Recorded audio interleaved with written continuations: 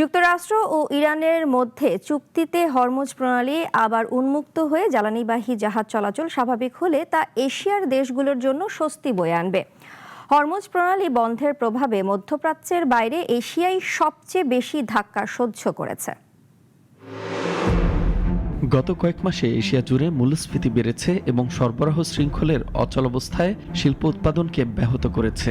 এই সংকটের মূল কারণ হরমুজ প্রণালী দিয়ে পরিবাহিত জ্বালানি ও অন্যান্য পণ্যের উপর অতিরিক্ত নির্ভরতা। এই নৌপথ দিয়ে জ্বালানি তেলের 20% সরবরাহ করা হয়, আর তা সাধারণত আসে এশিয়ার দেশগুলোতে।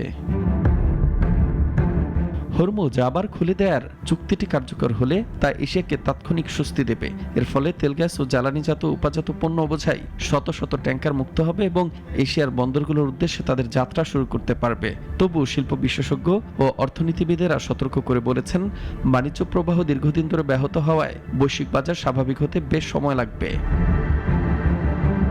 এশিয়ার বিভিন্ন দেশের নেতারা যুদ্ধবিরতি চুক্তিকে স্বাগত জানিয়েছেন।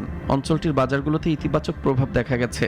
জাপান ও দক্ষিণ কোরিয়ার মতো ধনী অর্থনীতির দেশ প্রাথমিক ধাক্কা সামলাতে তাদের বিশাল তহবিল এবং কৌশলগত মজুদ ব্যবহার করেছে। তবে এই শিল্পোন্নত পরাশক্তিগুলো তেলের আকাশচম্বী দামের কারণে হিমশিম খেয়েছে, যা তাদের মুদ্রার উপর চাপ সৃষ্টি করেছে। মধ্যপ্রাচ্য সংঘাতের সবচেয়ে বড় অর্থনৈতিক ক্ষতির একটি হয়েছে বৈশ্বিক সার সরবরাহের ক্ষেত্রে। 5টি প্রধান রপ্তানিকারক দেশ ইরান, সৌদি আরব, কাতার, সংযুক্ত আরব আমিরাত, বাহরাইন যৌথভাবে বিশ্বের ইউরিয়া সারের 1/3 বেশি সরবরাহ করে। এই সংকট ইতোমধ্যে দক্ষিণ পূর্ব এশিয়ার একটি বড় অংশে ফসল বোনার মূল মৌসুমকে ক্ষতিগ্রস্ত করেছে। এটি আরও গভীরে চলে গেলে খাদ্য নিরাপত্তার জন্য গুরুতর সমস্যা তৈরি করবে।